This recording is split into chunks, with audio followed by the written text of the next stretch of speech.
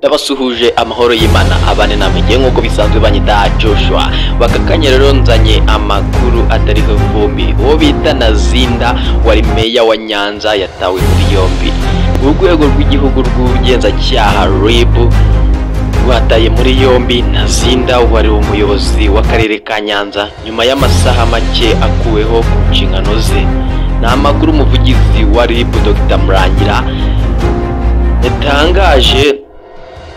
yatangarije abanyamakuru cyangwa ikinyamakuru bita Igihe kuri uyu wa gatatu tariki 16 Mata 2025 harafunzwe bishingiye ku iperereza riri kumukorwaho. Nta byinshi twavuga kugeza ubu kwirinda ko byakwangiza iperereza. Nazinda yatawe muri yombi nyuma y'icyemezo inama njyanama y'akarere ka Nyanza yafashe ko kumuhagarika ku nshingano zo kuyobora ako karere. Uyu muyobozi w'inama njyanama w'akarere ka Nyanza Mukagatare Judisi yabwiye Igihe ko ihagarikwa ya Nazinda rishingiye ku myitwarire mibi yagiye agaragaza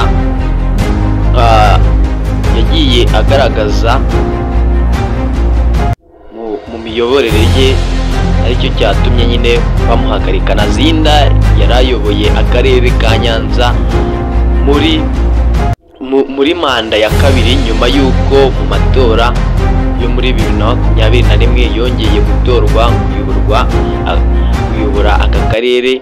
Yari amaze imyaka 3 ababereye umuyobozi, ariko gusa Nazinda ubu aka kanya yaje guhagarikwa bitewe n'imico ye. Imico rero iri ku muhanda twagiye tubona yuko yafashe umugore cyangwa umukobwa simbizi arangije amuzana mu biro bye.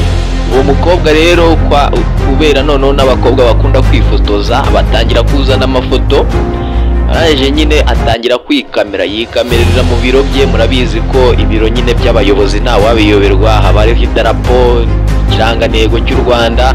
Atangira kwikamera, no mu kwikamera arangije atangira gupostinga hirya no hino ku ma social media, atangira gushyira ku ma Facebook, atangira gushyira ku mbuga nkoranyambaga zazo zose. Abantu barabibona, gusa ibi bintu nyine abantu benshi ntago babikunze. Urumva rero uwo bita Nazinda yatawe muri yombi rero aka kanya.